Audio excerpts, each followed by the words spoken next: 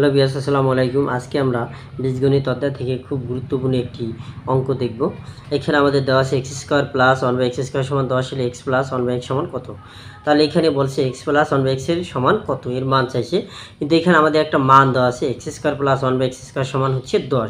যেহেতু এই মানটা আমাদের দেওয়া আছে, তাহলে প্রথমে আমরা দেওয়া আছে দ্বারা যেই মানটি দেওয়া থাকবে ওই মানটি উঠাইতে হবে। তাহলে দেওয়া আছে কি x square plus one by x square সমান হচ্ছে 10। বা এইখানে এখন দেখা যায়, এইখানে দেখতে হবে কী সূত্র যায় আমাদের। এইখানে যদি আমরা এক্সে এ কল্পনা করি, a square plus one by এক্সে যদি বি ধরি b square, a square plus b square, তাহলে এক্সে আমরা এ ধরলাম a square plus one by এক্সে বি ধরলাম b square, square plus b square. আমরা জানি এ স্কোয়ার প্লাস বি স্কোয়ারের সূত্র আছে, a square plus b square সূত্র a plus b whole square, a plus b whole square minus 2ab, এ একটা সূত্র। আর একটা সূত্র আছে হচ্ছে a minus b whole square plus 2ab।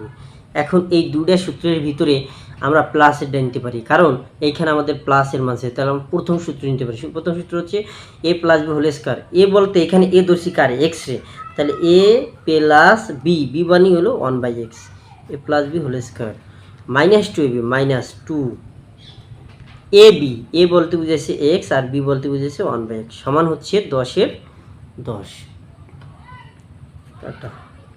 X এক্সে আমরা কাটা দিলাম, x plus one by x whole square সমান এই 10, আর 2 হচ্ছে মাইনাস, এ পাশে আসলে প্লাস।